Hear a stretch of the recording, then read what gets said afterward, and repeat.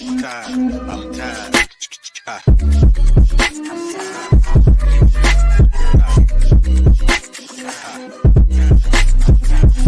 The Late Morning Program with Nam Ras Podcast.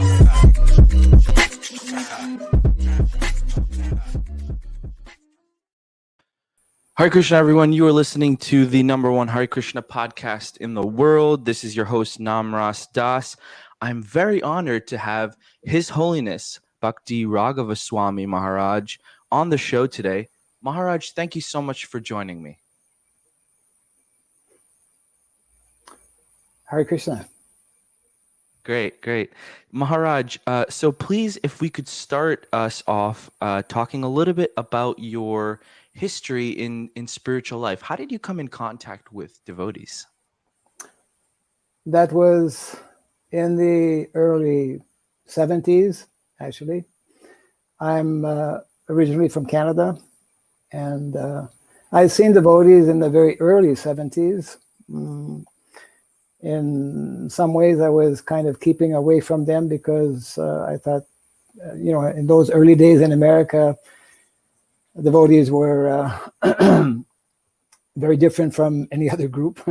Right. But I eventually developed some interest actually in Eastern culture, Eastern philosophy, taking up yoga. Anyways, it was in Ottawa when I first visited a temple. That was after receiving a copy of the Bhagavad Gita, Prabhupada's Bhagavad Gita, on the street by one book distributor. And that was in the summer of 1973. Wow. And my first visit to the temple was, because in addition to the book, he had given me like a visiting card inviting me to the love feast, right? So I went to the love feast, and I was immediately very impressed by how clean the place was, how gentle and soft spoken, and also knowledgeable. The devotees were very knowledgeable. So anyway, that was my very first contact, and I was in my mid-20s at that time, and I simply continued to come to the temple. I had been, like many young people, asking so many questions and searching. And I intuitively understood that this was it, Krishna consciousness. So shortly after that, I joined as a full-time devotee at the Ottawa temple. Yeah. Wow. Did Prabhupada come around at that time to Canada? Or? Our temple was probably one of the smallest temples, definitely in Canada, Right. if not around the world. So Prabhupada actually never visited Ottawa. He did visit Montreal, and that was like a year later. I joined actually very beginning of 1974. Srila Prabhupada came to Montreal actually the following year. But even before that, a group of devotees from Ottawa and Toronto, Montreal, we had gone to New Vrindavan in July 1974 when Prabhupada was there. And that's where I got my Harinam initiation. Yeah. Wow. Wonderful. So that was wonderful, of course. Right. So Maharaj, let's talk a little bit about the title of the podcast. So Vedic Sociology in 2021. Can you sort of explain what does that entail just as an intro here? The title may be misunderstood possibly by a number of people. Vedic sociology is something that both Srila Prabhupada and Srila Bhaktivinoda Thakur actually refer to, and mention that when we want to study society, when we actually want to organize society, then the ideal society, the perfect society, is the Varnasrama society that is based on the principles of Varnasrama. And Prabhupada even quotes the well-known verse in the Bhagavad Gita, Chaturvarnamaya Srisam, as that verse being the definition for sociology. Wow. And and there's a very interesting quote I wanted to just share it also from the Sajjana Toshani of Srila Bhaktivinoda Thakur, where he mentions, because I'm doing my research on this, so I naturally had to go to different sources. Sure. So he says as follows: those who have sufficiently studied sociology, right? Those who have sufficiently studied sociology certainly conclude that the system of Varnasrama is the topmost social system. You see. It seems that when we talk about Varnashram or the division between the ashramas and the varnas, that it's something that's not able to be put into a modern context. Like it's something when I heard it, it seems like it's something like, okay, it's like during the Mahabharata time or something. Could you kind of elaborate on why you think, or why you've been working on this for a long time. I think your title is like Varnashram Minister or for ISKCON? I was, well, here in India, actually, we have a Varnashram Ministry, which was established in the year 2009. I was requested to be the minister for the national, we call it ISKCON Daiva Varnasrama Ministry in India. It's a national ministry within India. So up until maybe 2 years back, 2 years ago, I stepped down. I voluntarily resigned to allow other devotees to be involved. So from the very beginning of our ministry here in India, I've been involved, and even before that. I mean, for many, many years as a devotee, as a full-time devotee within, our ISKCON society, even after coming to India and spending many years, to me, Varnashram didn't mean anything, or didn't mean very much. I came to India actually way back in 1976. I stayed like 18 years straight. I was very involved in village outreach programs,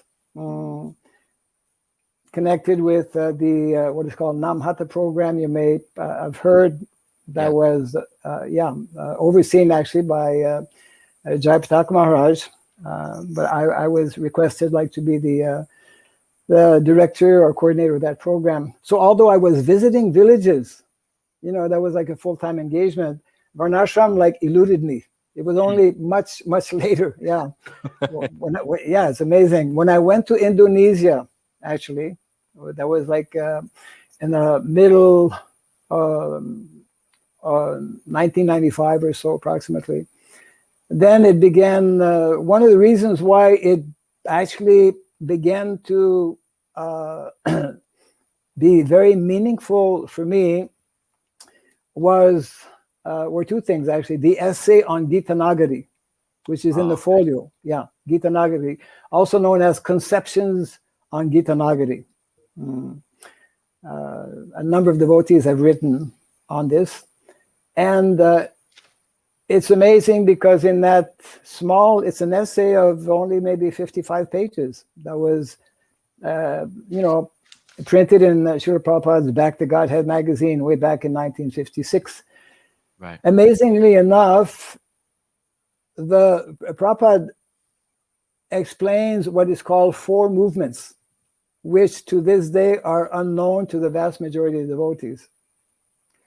And I got reconfirmation on these four movements, and I'll mention them in a few minutes, and I think you'll understand. I got a reconfirmation on these four movements in a letter that was written by Srila Prabhupada way back in 1949. So that's 7 years before Prabhupada wrote Gita Nagari, or published in his Back to Godhead magazine. And these four movements, when I came back to India, actually, as I mentioned, I was in India for many years. Then Krishna kind of flipped the table on me and didn't allow me to come back to India for about 14 years. Oh, wow. Yeah. So I came back to India actually 2006. And foreigners have different kind of sometimes weird situations. In any event, the first book I published was called Vrindavan Village. Vrindavan Village, which is actually the main theme of this book, Gita Nagari. And I reproduced these 4 movements in that book, along with the letter of 1949. And this is most important, actually, because it helps us. I mean, by reading those, I could much more clearly see what Prabhupada had in mind way back before leaving India, and what he also introduced when going to America. So I'll just very briefly mention these 4 movements, and you'll see how logical and systematic, and how they kind of like connect with one another in a very practical way, and I would say in an evolving manner. And these are the exact words given by Prabhupada that you will find in the essay Gita Nagari. The first movement Prabhupada calls Sankirtan movement, referring to the holy name and books specifically. Sankirtan movement. Second movement Prabhupada refers to as deity worship movement, which means after chanting the holy name in public, after distributing books, naturally some people will be interested. Therefore, they need a place. Yeah. So establishing temples and deity worship.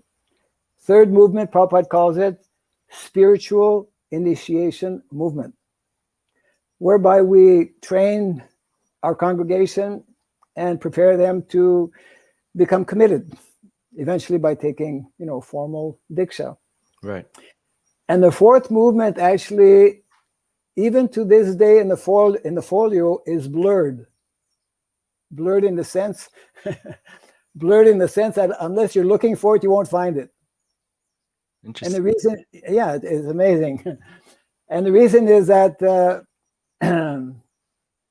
there is numbers. There are numbers given 1, 2, and 3, but there's no number 4. Which means that actually the fourth movement that I'm going to mention now is kind of merged with the third one. So you have to be initiation. Yeah.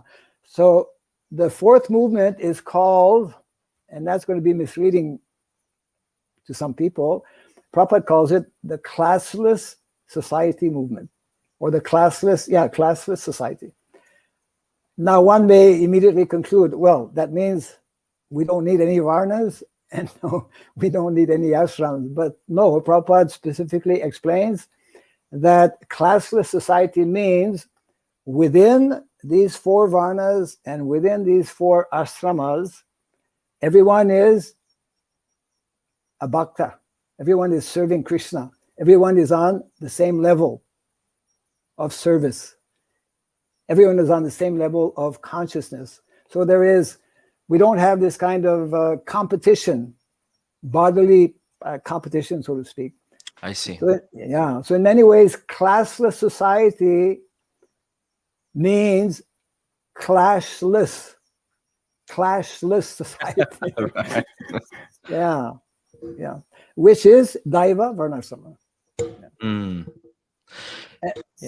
And it's really, it's so important because it touches on, like you were mentioning a little while ago, I suppose people, especially outside of India, anywhere in the world, Vedic culture is so far removed from our lives, and the concepts and words like Varna and Asrama, as you mentioned, we think of, Mahabharata, we go back in history. But when we understand, that's why Prabhupada emphasized so much the importance of thoroughly reading and studying Bhagavad Gita. Because in Bhagavad Gita, the 5 basic tattvas, isn't it? The 5 basic principles, one of which being prakriti, means material nature. And material nature is intimately connected with the gunas, the modes of material nature, isn't it? And the gunas are naturally intimately connected with varnas. Yeah. So it's, the whole thing is actually very, very deep, very, very scientific, and very, very systematic, very, very logical. And that is what, that's why Prabhupada spoke about it so much. And even in our modern day society, even in North America, wanted that we establish, not only the Brahminical culture, he wanted that we establish also Kshatriya culture. He wanted that we establish all of these cultures: Brahmana culture, Kshatriya culture, Vaishya culture, and Shudra culture. To be Shudra, naturally, most people, when we hear the word Shudra, it's a negative, leaves a negative connotation, isn't it? Unfortunately. But in the Bhagavatam, and I really urge devotees who have not yet given sufficient time to studying the last 5 chapters of the 7th canto of the Srimad Bhagavatam, where Srila Narada Muni in detail explains about the whole Varnasrama Dharma. And in that explanation, Narada Muni speaks about, I believe, 8 or 9 qualities needed for Shudra. Not so easy to become a good Shudra. Wow. Yeah. So in other words, the level of Shudra, which is considered, let's say, from a material point of view, possibly on the lowest level, is a very elevated post or position, because Shudras are those who are not having the natural abilities, let's say, of a Brahmana, which means intellectual abilities, and not having the abilities of a Kshatriya and Vaishya, and therefore need to be guided and protected in so many ways by them. So unless they develop, because that's also one of the first instructions given by Narada Muni, that to become qualified or accepted as a human being, one needs to develop 30 basic qualities.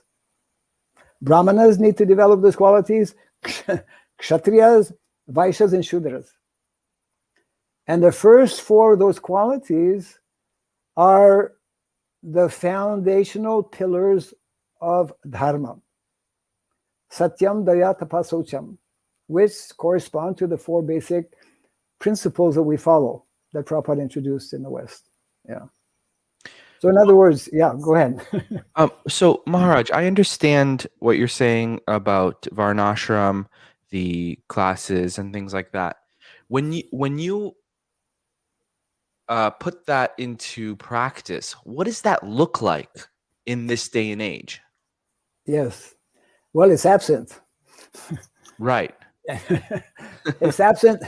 It's absent for a very good reason. One devotee was speaking with Srila Prabhupada, mentioning that, yes, our whole society has been led by demons and unqualified people, and the whole society has been in disorder for so many centuries. Prabhupada corrected him. No.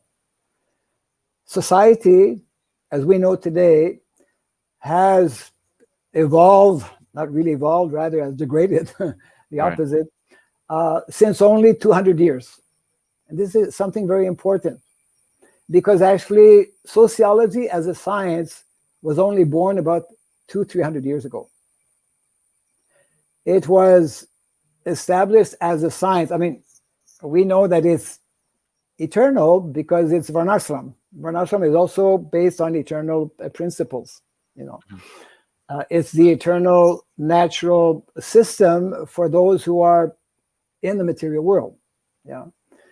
So what happened, those who study a little bit of history, during the French Revolution, actually a little bit prior to that, this one personality, Auguste Comte from France. Auguste Comte, some type of philosopher, he introduced this system or this science called sociology.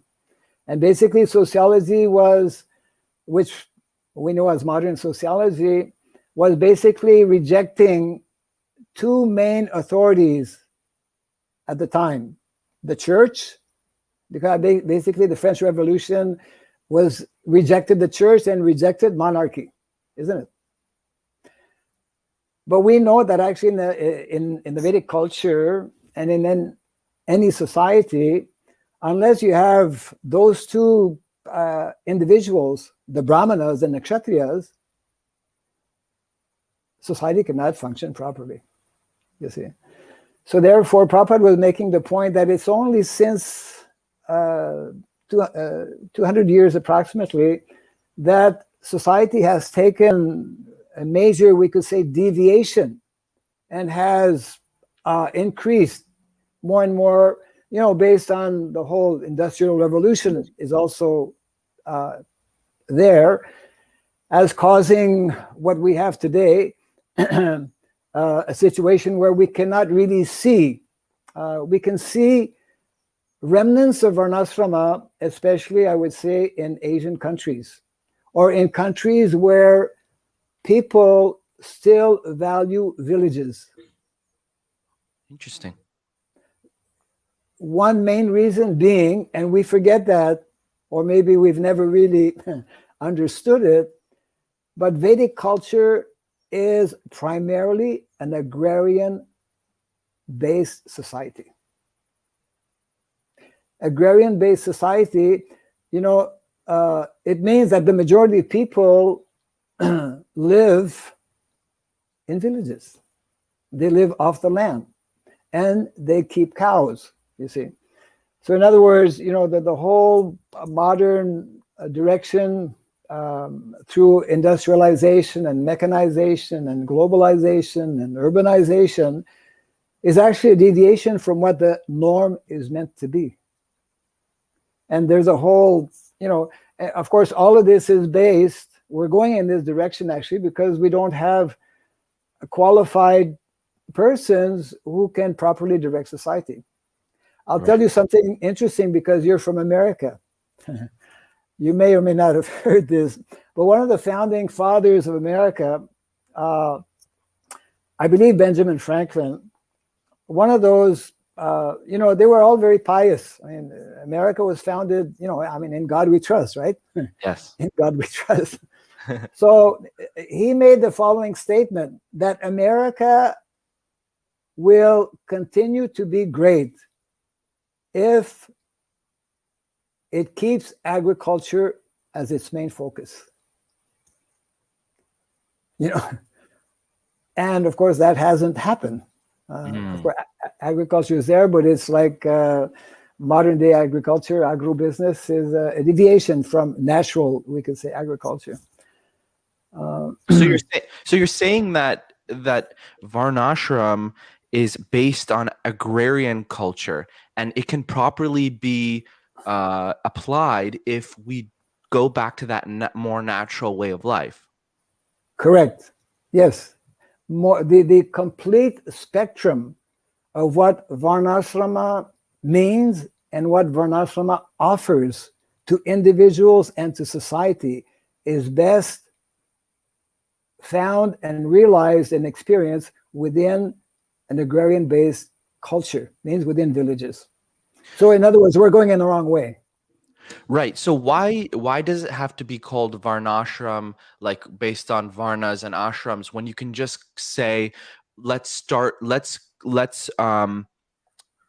go back to more farm or village life? Like what's the reason to have the ashrams and Varnas within that farm thing?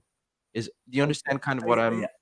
I think so. Anyways, you can let me know by what I will reply.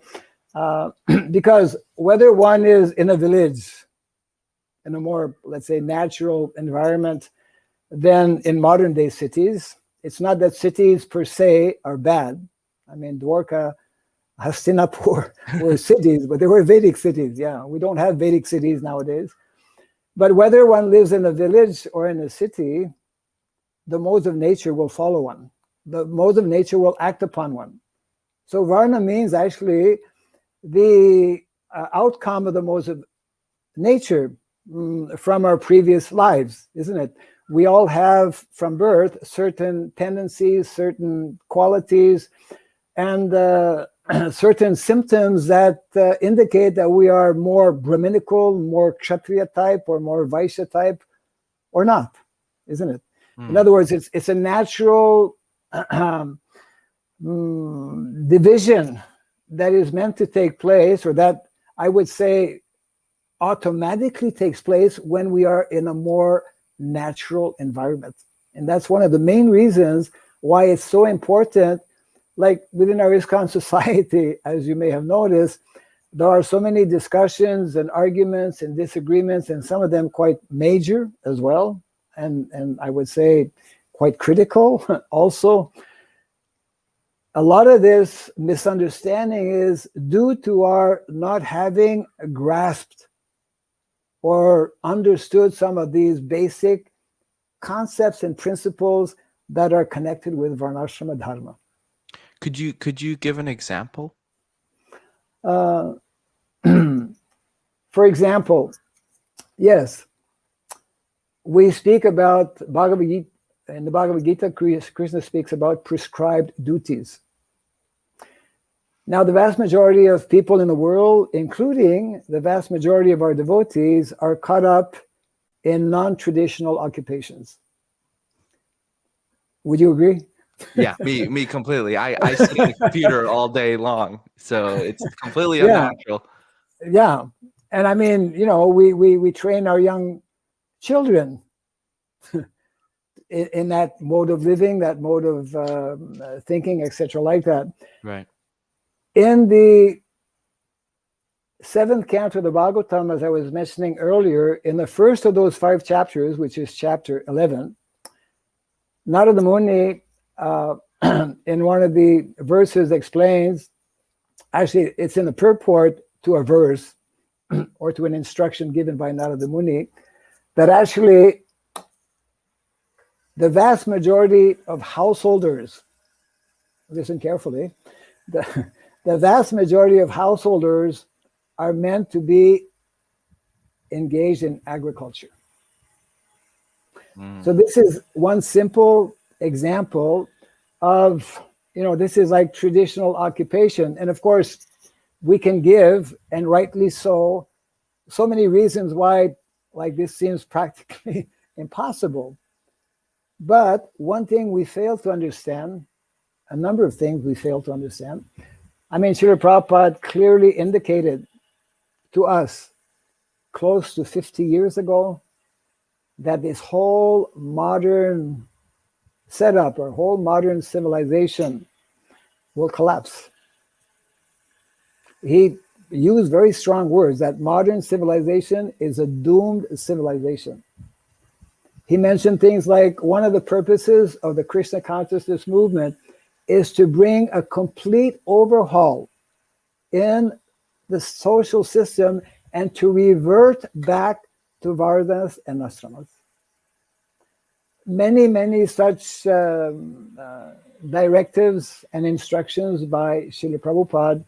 And when we begin to understand, that's why it's so important to, one book actually, I'll just mention something which I think is quite relevant to the discussion. Sure. In 1996 was Srila Prabhupada's centennial anniversary, right? 1996. A few years before that, the GBC body had commissioned a group of devotees to study the topic of community development. So they started their work, started their research, and later on they explained that actually we came to the conclusion that we cannot properly study the topic of community development without studying Varnasrama. And as a result of their findings, they came out with one book, major book. I can just show it to you here actually. Please. Which was published in 1999 with the title Speaking About Varnasrama.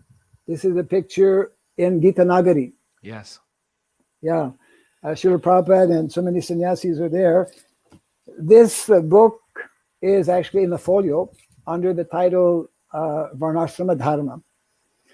So the point I'm making is that those devotees, the Mataji who actually compiled is Hare Krishna Dasi. Oh, I remember she used to write to Bhakti many years. Yes, very much so. And Sureshwar Prabhu, one senior Prabhupada disciple, was also very instrumental in helping. He was part of the committee and did some editing. So they explain in the beginning the following, which is, I would say, unknown. Again, yet another unknown for many devotees. They explain as follows: from our study of the various writings of Srila Prabhupada, his instructions, conversations, etc., we came to the understanding that Prabhupada's plan for establishing temples in the cities was to actually train up devotees for two reasons, two main purposes. One, naturally, was to preach in the cities, to distribute books, go down Harinam, etc. And the other one was to actually train up individuals, devotees, to come back to the natural way of living in villages. And that's why Prabhupada started his New Vrindavan as well as other communities, both in America and other countries as well. We have failed to understand this, I would say, to this day. And that's why in some conversations, you'll see Prabhupada make statements like, we don't want cities.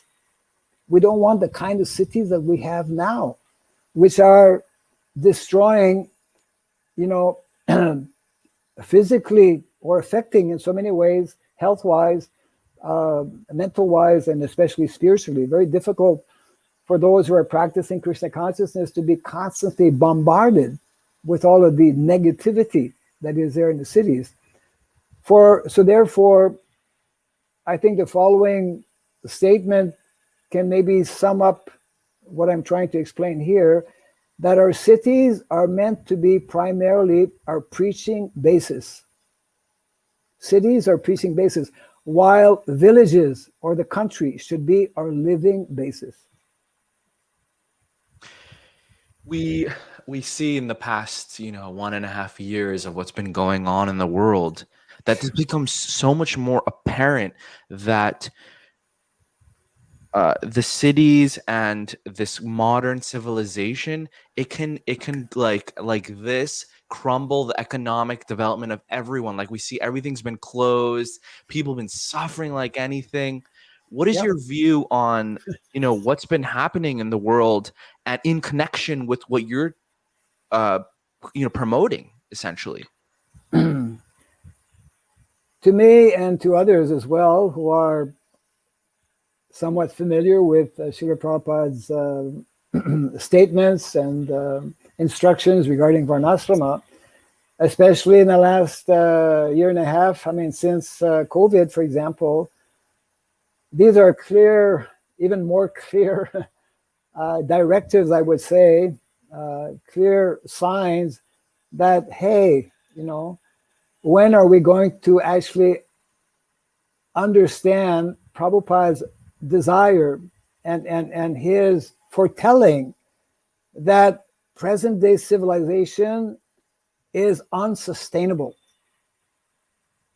It is unsustainable, and what are we doing and what have we done to actually, small example, in those days when Prabhupada was with us, he specifically instructed immediately in all of our centers around the world, establish a Varnashram college.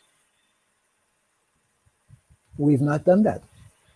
Why did Prabhupada want us to establish a Varnashram college? He wanted to train our devotees to understand what is actually Vedic culture. So therefore, we should take, I just mentioned COVID as one example, but there's, as you rightly mentioned, economically, we've been in crisis globally. We have major global problems. The problem of desertification, the problem of loss of habitat, the problem of loss of biodiversity, and all of these major problems, which, eventually the end result is that it's going to collapse. It has to collapse. Anything which is unsustainable, you can only stretch it to a certain extent. And then, I mean, I think you've heard, like many devotees have as well, Srila Prabhupada, actually I was, as part of my research, I had gone to New Talavan. Oh, right. That was 2018. So I was interviewed. That was when I had chosen 10 different communities as part of my research for this, Vedic Sociology. So I was speaking to one devotee who was mentioning that when Prabhupada was visiting, I think in the early, maybe 74 or 75, Srila Prabhupada had made the following remarkable statement that this devotee had never heard before, and I had never heard it until this devotee told me, actually, 3 years ago. So he said that, because one devotee was asking, what's going to happen? Because at different times, devotees would have, quite extensive discussions on the world situation, the world affairs, and about World War III and things like that. So this one devotee was asking when Prabhupada was there, what are devotees going to do when that happens? Right. Either World War III or whenever, when things come. Prabhupada replied, our society is going to be like the Red Cross. Our society will be out there to help people in their distressful condition. And I'm sure you've heard as well, this was repeated by Rameshwar Prabhu a number of times, because he heard it directly from Srila Prabhupada, who stated that we need to have these different communities all over the world, because when the situation, when modern civilization will collapse, and it will collapse, people will come in the thousands taking shelter in our communities. Wow. Where are our communities? You see, where is Varnashram College? Where are the Gurukulas? One of the important things, which let's in the context of education, because education is, whole Vedic culture gives so much importance to training and education. As a matter of fact, Prabhupada one time mentioned that our ISKCON society is not simply a religious organization, it's an educational society, it's a cultural society, even social, meant to bring about the social changes. So the whole Vedic culture is based on 4 main sciences that are referred to as Chatur Vidya. Chatur Vidya, you find this in the Kautilya Arthashastra by Chanakya. So this Chatur Vidya is meant to be, I would say, the foundation or the curriculum for Varnashram College, and has been traditionally for Gurukula. And these 4 sciences, I'll just mention in English, cover number 1, the science of philosophy, which is basic for anyone who is meant to take a leadership position within society. And those who are meant to take leadership position in society, according to Vedic culture, are what is called the Dvijas. The Dvijas. The Dvijas are the Brahmanas, Kshatriyas, and Vaishyas. So the first science is the science of philosophy, Anvikshiki, it's called in Sanskrit. Second science is called Trayi, that is for Brahmanas, the science of education.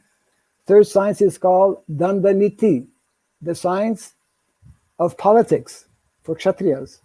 And the third or the fourth science is called Varta, or the science of economics for Vaishyas. So, I mean, these are like basic concepts, basic principles, basic knowledge, which, how can we, Prabhupada was expecting and wanting that we as a society, by reestablishing the Brahminical head within society, could give, guidance and assistance to other members of society. But if we ourselves are lacking in understanding what is the science of politics, or what is the science of economics, how we can actually guide others. Yeah, basically what I'm saying is that there are some standard, traditional, basic, and very scientific sciences that make up the Vedic culture that have always been there, studied within the traditional Gurukula. And in this way, one who goes through this natural, let's say, traditional education comes out as a very learned and qualified individual, Right. which we're lacking today very much.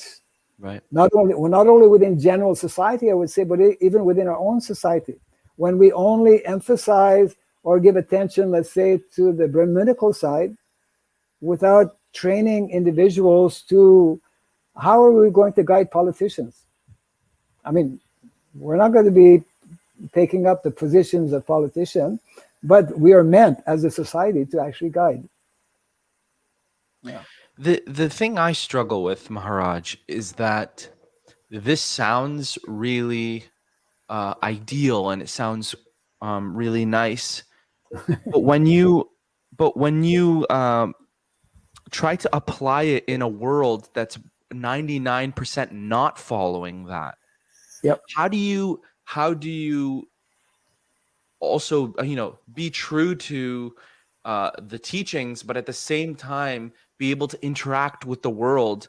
Because if you, for example, if we're teaching certain things, or we're living in a completely agrarian lifestyle, like, for example, you have to go into the city to preach and do all that stuff. So it's like is it an all or nothing kind of thing? Like, do you completely do that and cut yourself off from the rest of the world, or is it that you develop parts of the teachings of Varnashram, and then you slowly do the interaction and things like that? Good question. Which is on the mind, I'm sure, of many devotees as Yeah, well. I'm trying to take an angle of devotees who might be listening Yeah. to this, who are like in New York City in a small apartment in Manhattan, Yeah. and like Maharaj is talking about Varnashram. How do I even start by taking that up in my life? Correct. So a few things. One is that Srila Prabhupada Prabhupada was always very realistic. So he wanted that we simultaneously be in the cities, but primarily that we be in the cities for preaching. He also wanted that he instructed that every city temple around the world should have within a 50-kilometer radius a farm community. Every temple actually should have their own cow that would be serving pure, wholesome, natural milk to the deities, isn't it? That Yes. would be serving wholesome food as well, which we don't have, actually.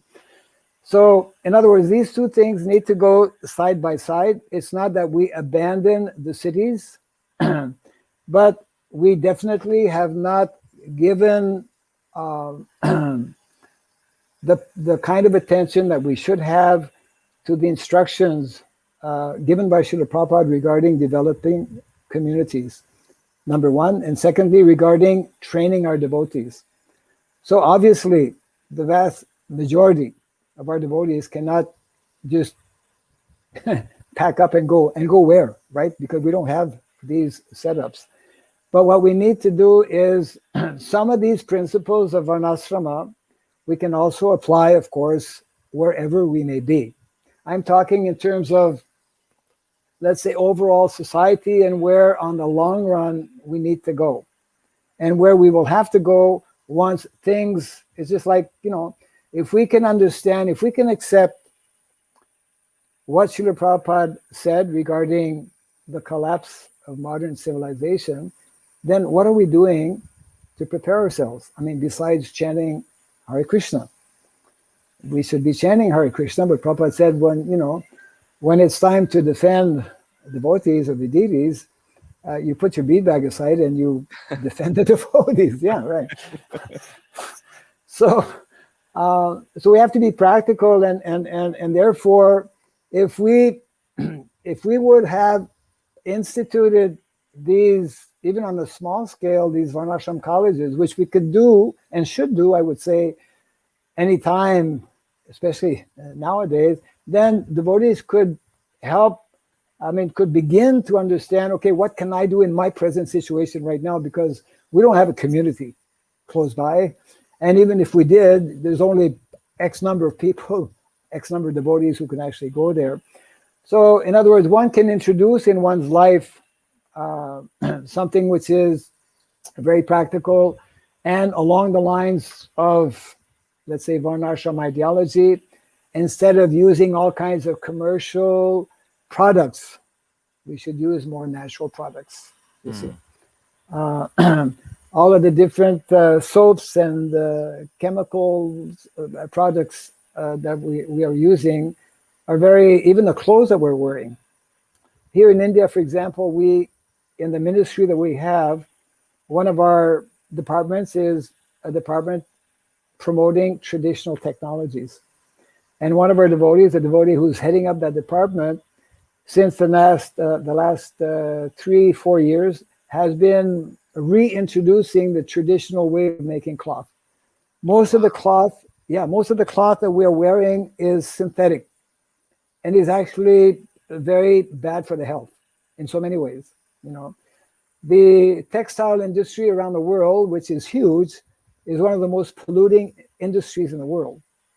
Polluting in terms of the land, the soil, the waters, and also polluting in terms of being a health hazard for us who are wearing unnatural clothes. So whether it's clothes, whether it's food, medicine. Now, of course, we get into the whole. Oh, don't say the word. I don't want to get. Yeah. I know what you're referring to, though, but we can discuss. Yeah. So, Vedic culture promotes, naturally, it's part of one of the sciences, Ayurveda. Yes. More natural science. So that's a whole controversial issue, which is very, very much discussed nowadays, and how since so many years, a whole conspiracy has been there to keep us away from natural medicines and rather take up the chemically based medicine, which are in so many ways having side effects and bad for our health. So in other words, as devotees, we can become more conscientious in our lifestyle, what we eat, how we move about, instead of, to go to the corner store, it's better to either walk or take a bicycle than taking a motor vehicle. Things like that, practical things. Yeah. And these are like the areas, because Vedic culture, when we live and understand and appreciate agrarian life, sarva kama udaradi, that everything actually is originating from the land. Cloth, the clothes we wear, comes from the land. It comes from factories, but they take the base elements, cotton or whatever it may be. Food, cloth, medicine, and then shelter. These are the 4 things. So the more we can be in line with what is more natural, that is one thing. And of course, the more we can, it's part of the Vedic culture, to minimize our material necessities so that we can have maximum time, more time for devotional practices, for association with devotees, etc., like that. So there are a number of, I would say, practical ways in which we can begin, wherever we may be, some of these principles in connection with the whole more natural Varnashram ideology. What I was referring to a little earlier, which we should also keep in mind, and especially those who are in leadership position, is that what are we doing to actually make that eventual transition if we know that modern day society is not going to be around forever? Here's something also, I just want to mention this point, because Prabhupada was responding to a similar question one time that a devotee was asking. And Prabhupada replied as follows: we don't expect, even the majority, we don't expect so many people to actually do or follow what we're doing. Prabhupada made the following statement: we should encourage and assist and help as many devotees as possible make this kind of transition. And our message to the world is that we live like this. We live like this. We don't depend on things or individuals or situations that are unpredictable, because the whole Vedic culture is based on the whole idea of sustainability, self-sufficiency, isn't it? Yeah. A village by itself is like self-sufficient and whatnot. So Prabhupada made that, it caught my attention when he made that statement: we live like this. And therefore, he also made the following statement, that we should be a society that is the least, I'm not quoting him verbatim, but is the least dependent on modern day society. Yeah. Because, yeah, from one day to the next, the kind of situation we have, as we can all understand, is so precarious that, at any moment, if we are without electricity, for example, we're so dependent on our computers and on so many facilities that electricity provides, we immediately, we're crippled. We're dysfunctional. So we have to work on these two levels. Yeah. It seems that if devotees or people who become interested in Krishna consciousness, the more they become into bhajan and chanting and sadhana and things, it seems that the village and country life is a more suitable life for that practice of Krishna consciousness. So it seems that to like you were saying, preaching is just meant for the cities. The cities are just meant for preaching. And so the living is meant for the countryside, because I feel that's a more, like, I was just in Detroit, in Michigan. They have a farm there, and I was just sitting there, and I was just chanting, and I was surrounded by forest, and it was very quiet. I couldn't hear any cars and everything. I was like, this is like a naturally pleasing and peaceful place to perform Krishna conscious activities. Yes. Prabhupada actually commented in that respect by mentioning how cities are man-made, modern cities, whereas villages are more more natural, more closer to nature. But when I mentioned, for example, that cities should be a preaching basis, it is not that in the villages we also don't preach. Right. Yeah, Prabhupada mentioned you should go by bullock cart, north, south, east, and west, with books and Harinam, and induce others to take up the holy name. Wow, beautiful.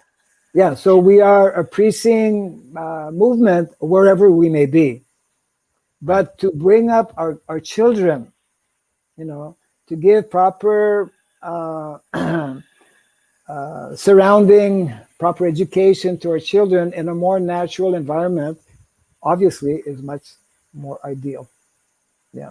Now, what would you say to someone who says life is really short and we have only a certain amount of time here? Why dabble in Varnashram and trying to figure out how we're going to live in this world when we can just chant Hare Krishna, follow the principles, get out of here as soon as possible, kind of thing? What would you say to that? Yes, that is not the first time we're hearing this question. I try to come up with the best kind of pushback here, Maharaj. No, that's fine. Yeah. Well, I generally would reply to someone like that. That is very good to concentrate and give importance and emphasis on, chant and be happy. At the same time, every day we have to eat. Yes. Where is that coming from? Yeah, we have to be practical. We have to live somewhere. We have to eat every day to maintain this body. So,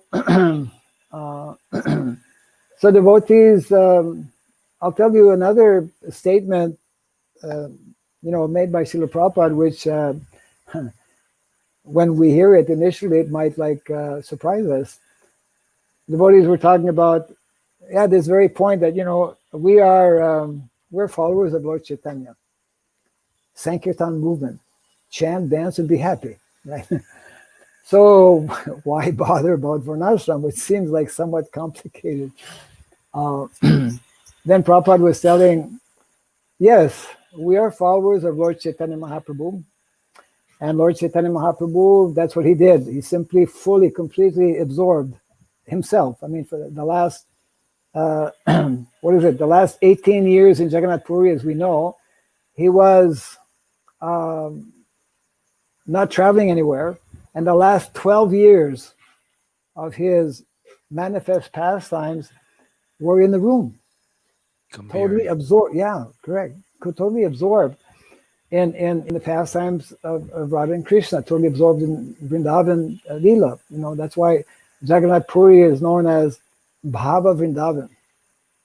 He was in the Vrindavan Bhava. Yeah. Then Prabhupada mentioned, but we will not imitate Lord Chaitanya. We will not do like Lord Chaitanya. We also will not do like Namacharya Srila Haridas Thakur, you see. And therefore, Srila Prabhupada, basically the success for a devotee is to understand and to put into practice the instructions of the spiritual master, especially in our case, the founder Acharya of the International Society for Krishna Consciousness. He is everyone's basic Shiksha Guru, isn't it? We read his books every day. We hear his classes, etc.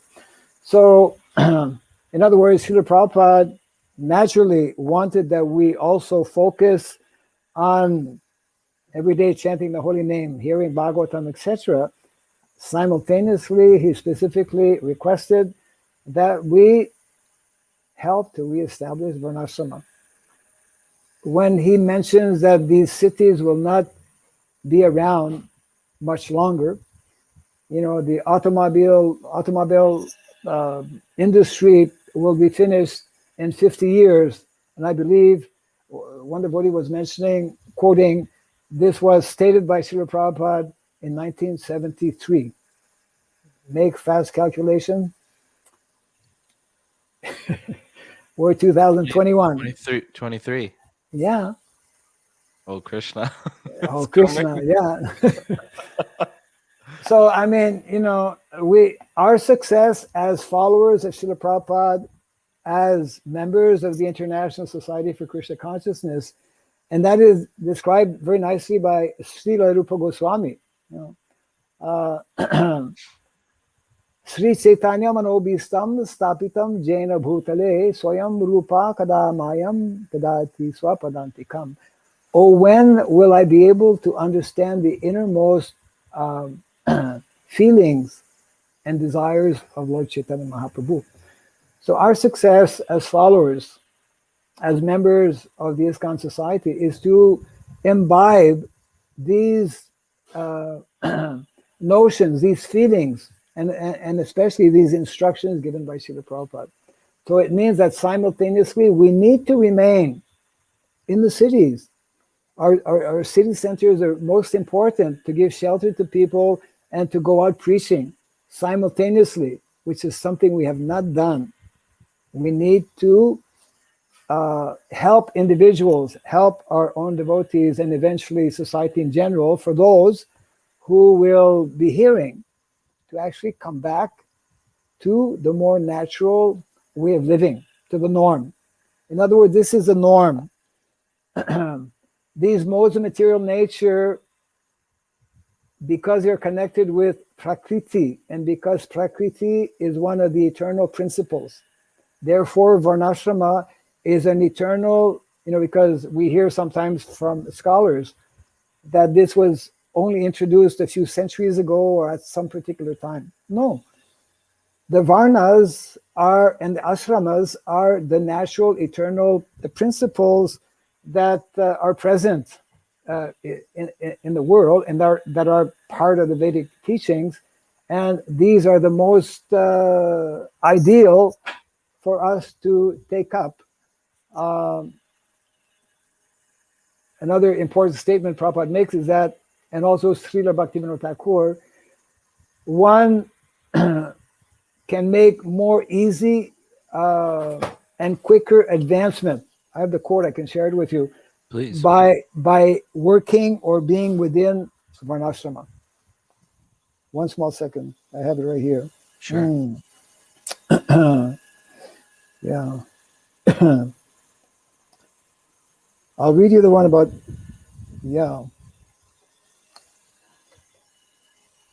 If one, this is by Srila Bhaktivinoda Thakur, again in the same reference book, the Sajjana Toshani 2-7.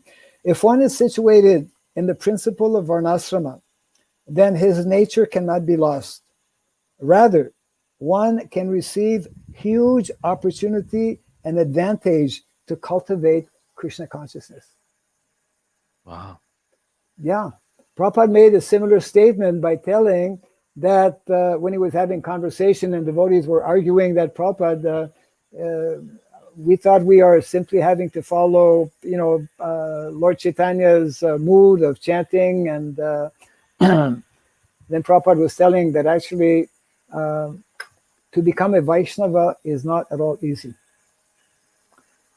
And therefore, Varnashrama is there to help us become Vaishnava. That statement is there actually in the folio. And here's a really far out statement by, again, Srila Bhaktivinoda Thakur, same reference. Varnashrama Dharma is the society of the Vaishnavas in their conditional stage. Oh, right. Yeah. Varnashrama Dharma is the society of the Vaishnavas in their conditional stage. Because very often we prematurely conclude, we're devotees. We're Vaishnavas. Right. We don't need them. Well, Vaishnava means pure Vaishnava. Paramahamsa, fully realized. For them, then Varnashrama is secondary. And, I often have to explain how definitely, and this comes out in the conversation between Lord Chaitanya Mahaprabhu and Rai Ramananda Roy, isn't it? Where seemingly, and devotees quote this conversation by stating that, you see, Lord Chaitanya rejected Varnashram. This is External. external. Yeah. So Prabhupada commented on that by saying that Lord Chaitanya did not reject Varnashrama, but definitely it is secondary to the ultimate primary goal, which is to develop a love for Krishna, Krishna Prema. Yeah. So in that conversation, Lord Chaitanya was actually trying to extract from Ramananda Roy what is actually the topmost. So Varnashram is like the beginning level, but it is most conducive, as we just read a few seconds ago, to actually come to that topmost platform. Yeah, it's like sometimes devotees think like it's like so black and white when it's not. There's so much gray area. Like Varnashram is the base platform, and then we gradually move forward. Yes, and that base platform you know, is Super important, I would say. it is super important. It is, and it is not initially so easily understood. Right. We have two basic, I give presentations on Vedic Sociology. We have seminars because we have this Varnashram College online where we give courses and whatnot. One of the courses I've been giving has been on Vedic Sociology. And I explain about the twofold natures or twofold divisions of Dharma. And it's a very important, I would say, concept to understand. The Prabhupada speaks about material Swadharma and spiritual Swadharma. Swadharma, of course, means what is more to our nature. Swa, Swadharma. So we more easily can understand what is our spiritual Swadharma. That has been stated in a very well-known phrase by Lord Chaitanya Mahaprabhu, Jiver Swarup Hoy Krishna Nityadas. Yes. Yeah, we are the eternal servants of Krishna. So that is our spiritual Swadharma, which is connected with what is called Bhagavat Dharma, the science of the soul, actually. There's another science, the other level, that is called material Swadharma. And that material Swadharma, Srila Prabhupada explains, is Varnashrama Dharma. That is, in the same way that spiritual activities of bhakti or devotional service are, Krishna Bhakti Nitya Siddha. It is the eternal natural quality of all living entities. In a similar way, this arrangement or system of Varna and Ashrama is also, we could say, Nitya Siddha. It is a natural arrangement that more easily facilitates for those conditioned souls in the material world. You see, because there are no gunas, there's no nothing material in the spiritual world. But here in the material world, that material arrangement has been given to us by Krishna. And when we connect that spiritual system of Varna and Ashrama, then it becomes Daiva Varnasrama. Yeah, Prabhupada translates, in one paragraph, he was referring to Sanatan Dharma. And sometimes he actually, it's very interesting, sometimes he equates Sanatan Dharma with Varnashrama Dharma. In this particular statement, Prabhupada was telling about Sanatan Dharma, Varnashrama Dharma, and equating Varnashrama Dharma to divine culture. Wow. So Varnashrama Dharma is our divine culture in the material world. Whereas, and that divine culture means whether we are a Brahmana, Kshatriya, Vaishya, or Shudra, we can become self-realized. So you're saying that these two things are in parallel, Daivi Varnashram and Varnashram. Varnashrama, yes. Well, Daiva Varnashram means Varnashrama. I'm speaking about Bhagavad Dharma, which is especially on the spiritual transcendental platform and dealing with the soul. Whereas Varnashrama Dharma is on the material level, but when we connected with bhakti, devotional service, it becomes Daiva Varnashrama, it becomes spiritualized. I'm sure you've heard lectures or purports of Srila Prabhupada where he mentions that actually for a self-realized soul, there's nothing material. Right. When we reconnect things to Krishna, they become, as Prabhupada would say in the early days, Krishnized, spiritualized, isn't it? Yeah. So the activities of a Brahmana, Kshatriya, Vaishya, Shudra, when the focus is on serving Krishna, everyone has that opportunity to become self-realized. It's very interesting actually because, that famous Bhagavad Gita verse, Guna Karma Vibhagashaha. So Guna and Karma. Just an interesting point to make. Sure. For for a non-devotee, guna and karma means guna connected with the modes of material nature, and karma, which means activity, means those activities connected with those particular gunas. So in other words, if one has, even if one is like brahmana but not devotee, means more intellectual person, he will be more towards the mode of goodness, and his activities will be in writing or intellectual type of activities, and the same for other divisions. But if we take a devotee, guna and karma means something different. Guna does not relate to the modes of material nature. Guna relates to spiritual qualities. Whereas karma may relate to any of the four varnas. Yeah. So it's just like we cannot and should not judge a devotee simply by what he's doing externally. I remember I give this example occasionally. Many years ago, there was an article in the Bhakti Raghava magazine, one devotee, Prabhupada disciple, who was a taxi driver, yellow cabs, I think in LA. Right. But anyone who walked into his yellow cab walked out practically as a devotee, because inside his yellow cab was, full pictures of the spiritual world, and he had books.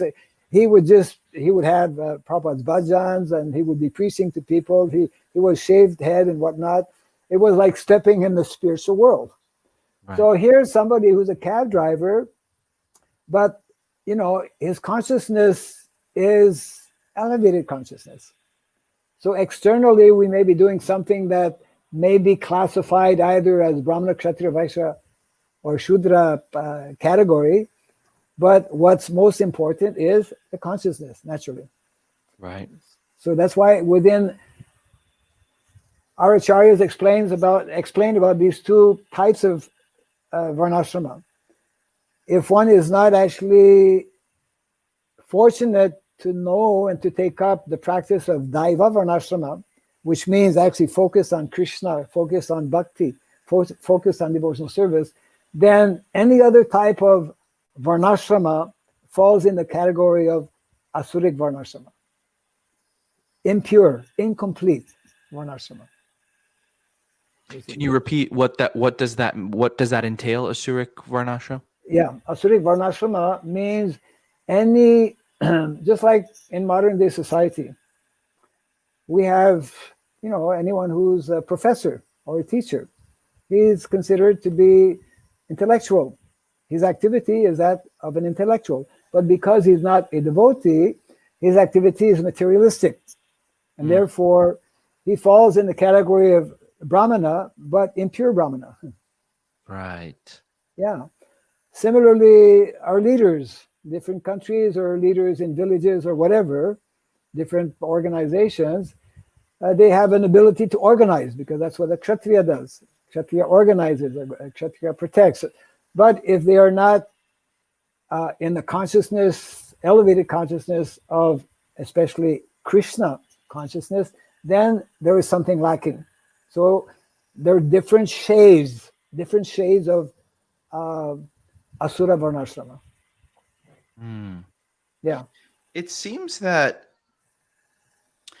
what's the connection between, because I think Varnashram is sometimes rejected by maybe secular people because its connection with the caste system. Yes. Could you discuss a little bit or elaborate on that connection and perhaps the Krishna conscious view of? I know you're discussing, we're all equal in the sense of we're all devotees, so Daivi Varnashram, but in the modern context of the, how people reject that because of the caste system. Yes. Well, for so many centuries, actually, in India, where Vedic culture originates from, and therefore where Varnasrama was practiced, or we could say malpracticed, I mean, it goes back, we can trace this back to the time of Lord Buddha, going back 2,500 years. And that's one of the reasons why Lord Buddha rejected the Vedas, because of misuse of the teachings by the Brahmanas at that time. So in other words, we have all of these centuries of bad Varnasrama, whereby because of being on the bodily platform, the Brahmanas considered themselves superior and wanted to dominate the other castes, the other sections of society. In other words, there has been this ongoing competition due to bodily identification, and and therefore there's a misuse. There has been a misuse, and therefore a misunderstanding of caste. Definitely in the West, not only in the West, I would say here in India, so many people are also rejecting the caste system. We also, Prabhupada in this essay, that's why the essay of Gita Nagari, coming back to that essay, is so important. Prabhupada explains how we also reject what he termed as the vitiated, the bad, the bad system of caste. But Prabhupada upholds, as I was mentioning earlier, he calls the fourth movement casteless society. Classless society means casteless society in the sense that we cannot reject, we cannot do away the natural tendencies based on the modes of material nature. What we can and should reject is, well, the obvious one that has been a major stumbling block in India. People claiming to be Brahmanas being born because they are born in a Brahmana family, isn't it? Right. People claiming to be of a particular caste without having the qualifications. So the major difference here that we are trying, we means that Srila Prabhupada through his movement is trying to introduce, is that one's position within society must be based on quality. Not only on quality, but on these two things, on guna and karma, on the ability to actually perform within that particular category. So that is only possible, and once again, it's a main feature of the Vedic culture to emphasize early training, early education. There's a nice saying, actually, when I was doing my master's in education some years back, it was research actually on Gurukula, traditional educational system of India, comparing that with Indonesia. Very interesting. We won't get into that, but there's one nice statement that we find actually here in India or in ancient Vedic writings, that life is education and education is life. You see? Wow. Modern day society, we speak about long-term, education. It was already embedded within the Vedic culture, you see. So that means that when there is proper education provided, and it all begins actually with the Bhagavad Gita, isn't it? The Bhagavad Gita is really the basis to understand everything else that may be there in the Vedic literatures. Like Prabhupada would say, you really will not be able to appreciate or to understand the Srimad Bhagavatam unless you have a thorough grasp of the teachings in the Bhagavad Gita. So the majority of people, naturally, they will have this kind of reaction when we speak or mention the word caste, because all they have heard and all they have seen has been bad, isn't it? Yes. Yeah. It's been exploitation and abuse after abuse and after abuse. Right. So it's a major, definitely a challenge, major uphill kind of situation for us as a society. And therefore, Prabhupada wanted us that at least on a small scale, we begin, and that's the very most important point Prabhupada underlined many, many times. We will only be successful in getting our philosophy across if we can live our philosophy. Jnanam means knowledge, having knowledge, but Vijnana means applied knowledge. Right. How to apply that knowledge, how to demonstrate in practicality that philosophy. I'd love to get into how you're applying that right now where you are, because I've seen pictures and things of what you are doing there. But before that, I'd like to kind of discuss in the context of our ISKCON society, we see that not every one of our leaders are on the same page regarding this, Maharaj. You notice. Yeah, I notice. Especially now when Srila Prabhupada has said, don't rely on modern technology. Don't rely on modern leaders and all these scientists and things for our well-being and things like that. Our leaders in ISKCON are promoting, I'm not going to say the word, but they're promoting something all across very hard and very much in line with modern society and what's going on in modern society.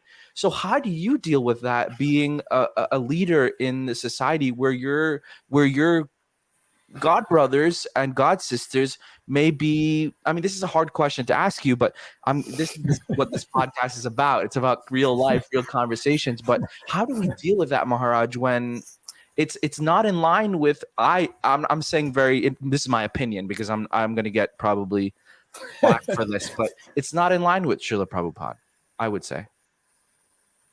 Okay, I understand what you're saying, and I would reply as follows. Naturally, I know a number of my God brothers and my God sisters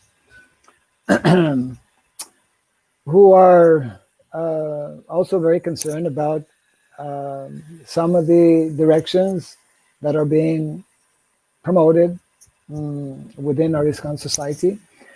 And there are ongoing discussions, how to, we could say, get the point across or establish that such and such a thing, whatever it may be. There are a number of issues, again, very crucial, very critical, I would say, some of them very controversial also, but they need to be brought out, they need to be addressed. And on some of these issues, if we don't deal with this properly, we definitely will not be pleasing to Srila Prabhupada, and there will be, I would say, definitely some severe repercussions within our society, unfortunately. Already, at different scale, it is happening. It's not something of yesterday also. There are certain issues, without getting into specifics, that, and I would say some of our topmost leaders do recognize, but not, I would say, sufficiently, or not the number needed to actually move things in the right direction. Naturally, it's of concern. I'm, very much, I mentioned earlier how in 2009, after I came back here to India, we were able to establish in the first year, I think 2007, a committee, and then we came out with a position paper in connection with Varnasrama, and then that following year, 2009, we were able to establish this ministry for Varnasrama Dharma. There is no other country, there is no other Varnasrama ministry in the world that I know of as such. Wow. I'm just making the point that, of course, this is because we're talking in the context of Varnasrama, so we can more easily possibly take that as an example. Sure. There is a real need and an urgency to get this message across And I would say that here in India, because I spend most of my time in India, I have been for the last 4 years, especially due to in connection with this research I'm doing. So the general, I would say, leadership here in India is very, very concerned and has become also quite vocal in expressing their dissatisfaction on a number of issues. Mm. And for example, I can mention this because it's not, I mean, it's a resolution that was passed very recently, maybe within less than 1 or 2 weeks here in India. The leadership, topmost leadership, they passed a resolution whereby they established a Shastric committee of scholars to look into certain issues and establish, based on Shastra, the validity or non-validity of such and such. In other words, I mean, Srila Prabhupada, as we know, he very clearly, on a number of occasions, indicated that India has a special role to play in I would say, in upholding Dharma, although he did mention simultaneously that America should be taking the lead, you Right. know, by spreading Krishna consciousness. But we know from Shastra that the land of India is a very special land. And there's so many people who are born in that culture, isn't it? Born in the Vedic culture. And therefore, there's a special, I would say, role and responsibility that needs to be forthcoming from devotees in India, especially, although that responsibility of following Siddhanta is everyone's responsibility. Yeah. But I would say it's even more so here in India. And my hope is that by being connected and involved with some of the ongoing discussions, is that some of these matters or issues will be corrected. And so it is not only, of course, of concern to devotees here in India, but it is, I would say, special in that, on certain issues, it's like the vast majority of leaders in India have voted, have stood behind that this is not correct, we have to change this, right? There are many other senior devotees, Prabhupada disciples, who, and I'm sure others as well, who are also concerned about some of the directives or some of the decisions or positions being taken. And I definitely, totally disapprove that within our society, individuals in leadership position make very affirmative statements on very controversial and sensitive issues. Yes. I am very, I would say, I find it most unfortunate, and it's happened a number of times as well, and it has, received publicity in some of our major, without giving names, but social media within ISKCON society or related to ISKCON. Yeah. And I think this is unjust, unfair, and an actual disservice, and it should actually be corrected. We should have, depending on issues, some issues are extremely, I would say, volatile. I was speaking to one devotee. I won't mention his name, and I won't even I won't even mention the country. But I was interviewing him just a few weeks ago as a follow-up to my research also. It's one of the 10 communities I have researched in the last few years. So he was telling me that, what has been ongoing in the last 1.5 years was unprecedented, of course, was unprecedented for the whole world, but in their particular community, and it created major divisions, unthinkable, and which underlined and showed how we are so ill prepared in many ways, and have not sufficiently understood some of the, I would say, basic tenets or basic philosophy of Krishna consciousness. So amongst a number of things, I would say it's a call upon us to actually look more closely, more deeply into what Srila Prabhupada has given us and his teachings. And it's like, we all know how the world situation is so horribly in a horrible, a terrible situation on so many fronts. And it is important for us as a society to take certain, decisions, to make our positions known on certain issues.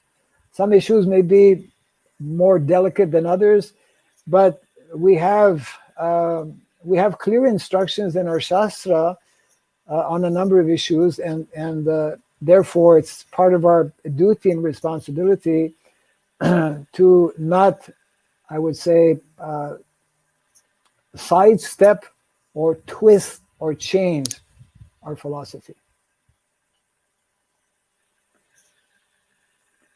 So I'm praying that some of these issues will be looked at more closely, so that we all know that in the past our topmost leadership within the society has at different times passed resolutions which had to be withdrawn.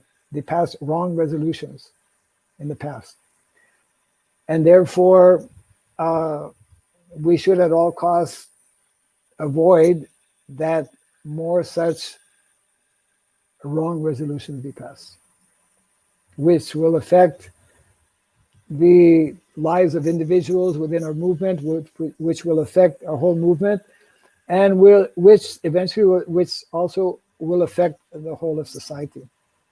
We cannot water down our philosophy.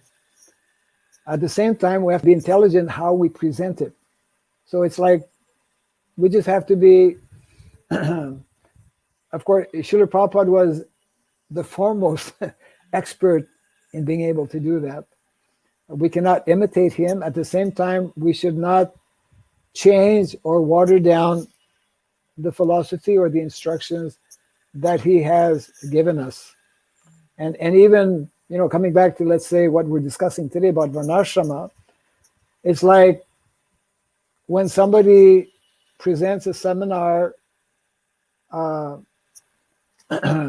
with a title, Varnashram and how it can mess up your life. I'm not sure if you've heard that title or not. Then when that seminar was given a few years ago here in India, many devotees in India were very disturbed, many leaders. And this has still not actually been resolved. It's a misleading kind of title. Of course, it's a catchy title, How to Mess Up Your Life with Varnashram. You would never say to devotees or to anyone how chanting Hare Krishna will mess up your life. Right. Rather the opposite, What are the values and what is the importance of chanting the holy name? What is important and what are the values? Maybe misunderstood. Maybe certain dangers are there. But the emphasis should be on the positive side. What are the values and what is the importance and how to fulfill the desire and the instructions of our founder Acharya? You see. Right. So in that respect, actually, here in India, in addition to the ministry that we have two other. I'll just mention them briefly because possibly at the end of this session, you can put up some of the links I will. uh, Yes. yeah. So we have a website for the ministry in India. We also have a website for what is called the Varnashram College Online. We started this in May of 2020, just a little bit over a year ago. We have students from some close to 40 countries, some 400 students from close to 40 countries and 25 teachers presenting different subject matters in relation to what I mentioned a little earlier, this Chatur Vidya, the traditional sciences that are there in our Vedic curriculum. In addition to that, we also inaugurated 1 year before ISKCON's Golden Jubilee, which was 2016. Our ministry in India inaugurated what is called the Om Sri Surabhi campaign on January the 1st, 2015. It's a 12-year, we could say, marathon to promote the whole ideology of cow-based culture. Vedic culture is primarily, as we discussed a little earlier, agrarian. That means cow-based because the fourth of the sciences, the science of economics, is summarized in the Bhagavad Gita. Krishi Goraksha Vanijam Vaisha Karma Swabhavajam. Right. That is the ideal and perfect science of economics. So if we compare the different efforts at economic development around the world, how many of them are close to that definition? Probably not many. Yeah, practically none, right? So therefore, in different ways, we are endeavoring to kind of involve devotees, educate devotees, give an opportunity. And here in India, there's some positive developments in that in the last maybe 2 years, our leadership has been, I would say, more openly discussing about these two things. One is Varnasrama in general, and specifically also about Gurukula. We have basically three main objectives with our Varnashram College Online. One of them is actually, now we're giving courses online, but we are encouraging and helping to prepare individuals to actually establish local, isn't it? Local Varnashram colleges. So that's the first objective we have, which is something that Prabhupada wanted and requested so many years ago. Second, we want to encourage devotees to start Gurukulas, traditional Gurukulas. Whole Vedic culture, the foundation of that culture, without Gurukula, is just not going to stand. It's not going to happen. You see. And the third is to, once devotees are trained in the basic concepts and principles of Varnasrama Dharma, specifically Daiva Varnasrama Dharma, once they know and have begun, let's say, to establish Gurukulas, then we can establish Vedic villages. We can come back to what is meant to be the norm, agrarian lifestyle, you see. When villages will collapse, as they are destined to, because it's an inbuilt, unsustainable situation, so they are made that way, and it's also been instructed to us by Srila Prabhupada. Then what? Yeah. So up until just a few hundred years ago, that was the main way that the vast majority of people were living, etc., like that. Rains are just beginning here. Oh, I can hear it. Hopefully, yeah. Yeah, Maharaj. So I want to talk a little bit about your application of this in where you are right now in South India. Can you give us a little bit? I know it's hard to without visuals and things, but a little bit into like what your project is doing there.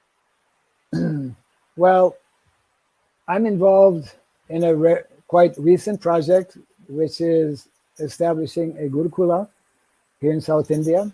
Oh wow! I'm in the what is called the district of Udupi, Udupi Krishna, famous, well known, the base of Srila Madhvacharya. And we also have a community that we call Sayadri Sri Krishna Balaram Chitra. So this Gurukul, where I'm sitting right now and conducting this, or rather, your guest on this interview, you're conducting the interview. Yes.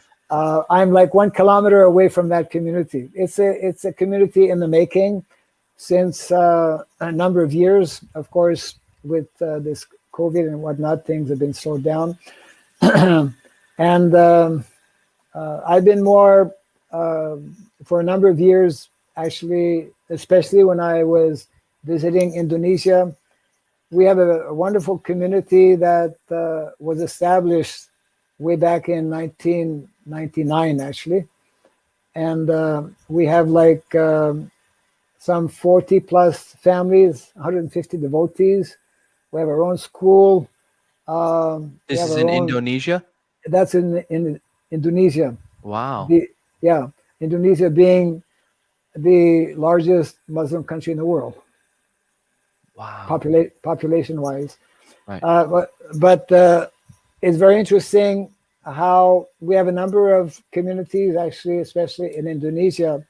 In many ways, I would say that my involvement and connection with the communities has been more with Indonesia. And here in India, through the ministry, of course, we've been trying to encourage and establish, for example, the ministry is putting on regular seminars and workshops. One of the titles of an ongoing workshop is From Dirt to Soil. From dirt to soil. Wow. And that can only be done if you have cows, actually, Right. natural manure and whatnot. So we've been doing that for a number of years, and we've been giving seminars at different temples, etc., like that. I'm especially focusing on Gurukulas now for the last maybe a year or so, because they are so urgently needed, and we just cannot wait any longer. So there are a number of initiatives being taken. Some of them are within ISKCON, some of them are semi-ISKCON, some of them are not directly connected with ISKCON. Actually, Varnashram communities or Varnashram villages, of course, will be connected with ISKCON, but it's not that every village where a Varnashram community is going to be started is going to be registered under ISKCON. Right. We have that kind of, I would say, misunderstanding that everything has to come under the purview or the management, direct management.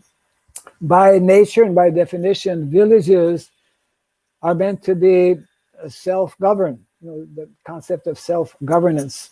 And of course, the presence of ISKCON should be there, the Brahminical dimension and aspect. But for all of that to happen, for villages to actually become, one of our goals in promoting and pushing to establish more Gurukulas is to train leaders who will be able to actually help establish Gurukulas. Yeah, we are in dire need of this type of training for young boys. We are also in dire need of training for our young girls. Yes. That's a whole other topic, of course, which gets into the role, duties, and responsibilities within, let's say, a Varnashrama context. for men and for women. And there are many wonderful things to be discussed in that respect. And obviously, it's not the time now at the end, more or less coming close to the end of our Sure. of this interview. But yeah, I'm mainly focused. We have our own website, which I think I did not send to you, but it's easy enough. Oh, I can put it up now if you Yeah, tell yeah. me. Yeah, it's www.Parashurama Gurukula in one word. Parashurama, Parashurama, and continuing with Gurukula.com. Yeah. So we started actually only a few months back. Some nice videos and pictures are on the website. And here where I am, actually, this particular part of South India, the rains are extremely heavy. We're like 30 kilometers away from a place called Agumbe. Agumbe receives the second heaviest rainfall in the whole of India. My goodness. After Meghalaya. Meghalaya is like way up north, and they call it Meghalaya because mega clouds. Mega, right. full of clouds. So we get heavy rain. So our students are a little bit on holiday right now. How many students are there? We had students actually who came from another state to help us begin the Gurukula. We had about 20 students. Wow. Yeah. Now, most of those students, well, all of them actually who came from another state are back. We have 2 Gurukul boys, and now we're looking for local boys. And we have our own dedicated telephone number. We're getting inquiries at different times from different people and whatnot. Yeah. The place in Indonesia that you established in 1999, is that like a self-sufficient community, or what's going on there? It's very difficult to actually come to that complete level of self-sufficiency. Right. There is a mixture.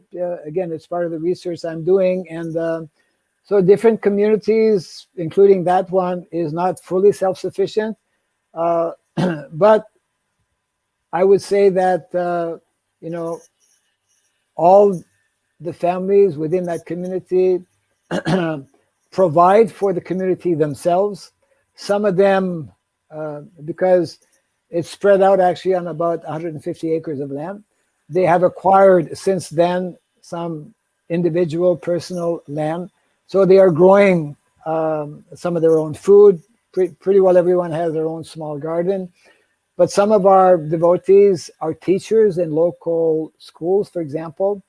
So there's a variety of ways in which they are supporting that community. But they're basically, we could say, self-sufficient in that they are, holding the fort by themselves in different ways.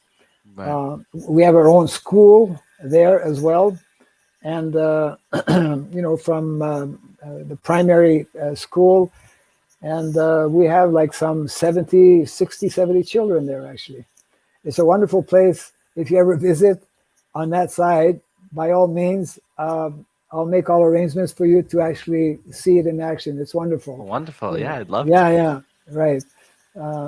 So most of the communities I have visited, and I would think that most communities around the world where we have devotees endeavoring to establish self-sufficiency, they are all at different levels. I would say one of the communities I studied was, of course, Krishna Valley. I'm sure you've heard of. Yes, in Hungary, and they're probably one of the more self-sufficient communities, but not fully as well. But I would say of all the ones that I have seen and studied, they are one of the more established and very clear, good understanding.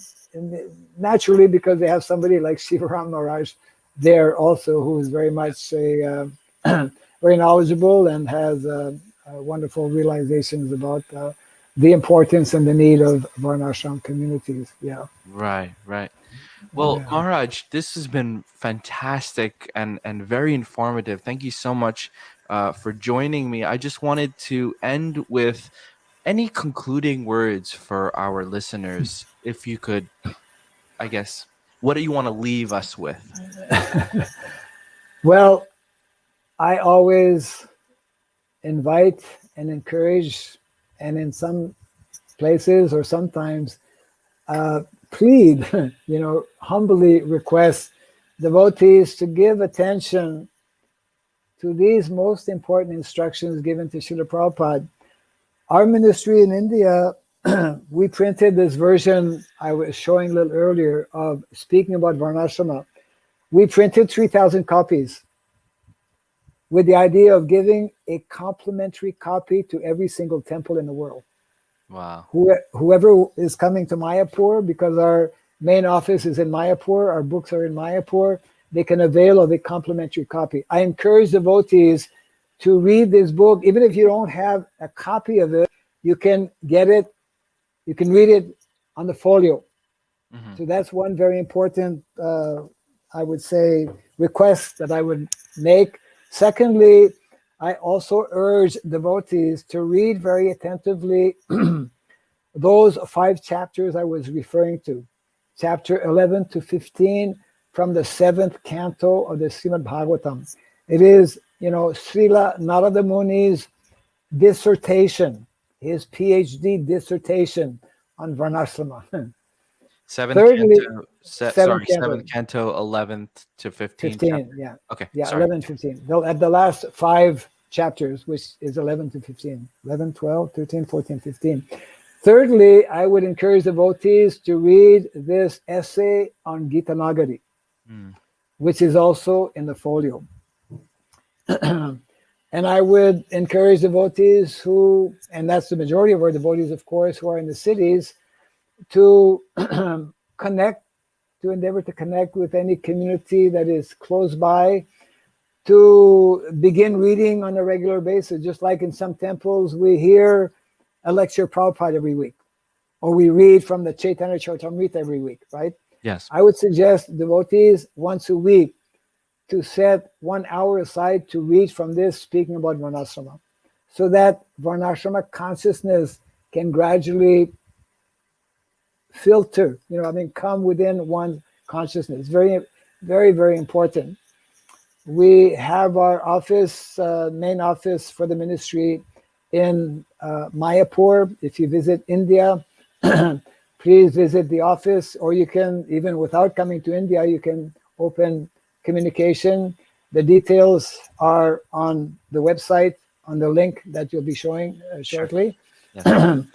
And maybe just one last thing is that, with all of the very strong directives and warnings given by Srila Prabhupada, it is really a high time, to say the least. It is really high time that we wake up to what is taking place in the world today in relation to what Srila Prabhupada has warned us about and instructed. Of course, our basic action, our basic concern should be to really become more serious about our individual Krishna consciousness. At the same time, we have a duty and a responsibility to uphold, to understand, and to implement to the best of our ability, according to our individual situations, these most direct instructions and clear instructions. I really would like to see every temple follow this instruction given by Srila Prabhupada, which is so fundamental in terms of introducing or establishing a Varnashram college. That will really help things to kind of, I would say, open up. Yeah. Great. And I, of course, would like to take this opportunity to thank you, Namras Prabhu, for giving me this opportunity to to speak on this subject matter, camouflaged under Vedic sociology. It was brilliant. I found it. I always say this too, but you know, it's a very selfish thing that I do to interview devotees, because I get so much out of the association of the devotees that I, interview. I get so many amazing realizations and associations. Sure. So thank you again, Maharaj, for joining us. I just want to post these links up. So the first one is, it's a ticker. Let me change that. It's ISKCON Varnasrama is spelled VARNASRAMA.com. Yep. And this is a website. This is an official website for the college, or that is the official website for the ministry in India. For the ministry in India. Ministry. Yeah. Okay. And then the next one here is varnasramacollege.com. Yeah, varnasramacollege.com is actually, we are affiliated or working in collaboration with the Ministry of Education. Okay. Yeah, ISKCON Ministry of Education. Yeah. And then the next one is srisurabi.org. Yeah. So this is the website for the Om Sri Surabi campaign. You can get all kinds of information about the campaign on this website. Okay. And then the next one is the Parshuram Gurukul, which you spoke about. Yeah, good. Yeah. And then can I post your email as well if anyone wants to get in touch with you? Yeah, that's fine. No problem. Okay. Yes. So this is bhakti.raghava.swami@palmho.net. If you want to get in touch with Maharaj to perhaps get more information or any questions or things that come up from this podcast. So again, thank you everyone for joining us. And again, thank you, Maharaj, for taking 2 hours out of your busy schedule to talk with me. It really was wonderful. Please stay online. I'm just going to turn off the recording. Thank you everyone for joining me. Hare Krishna. Krishna Hare Krishna, Krishna Krishna Hare Hare.